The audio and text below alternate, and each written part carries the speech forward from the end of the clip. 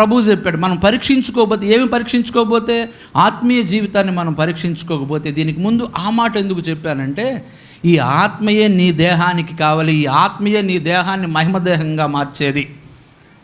ఆ spiritual life ఎలా ఉంది ఒకసారి దాన్ని పరిశీలించుకోవాలి.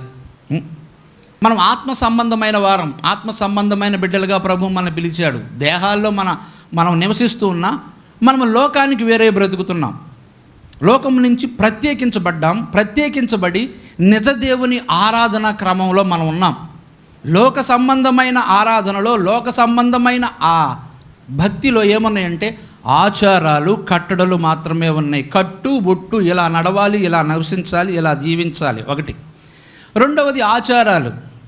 నువ్వు జీవించబడాలి అంటే, నువ్వు బాగుండాలి అంటే ఈ కార్యం చెయ్యి, ఈ అభిషేకం చేయి, అది చెయ్యి, ఇది చెయ్యి అని చెప్పని అవి మాత్రమే లోక సంబంధమైన భక్తి నేర్పించింది.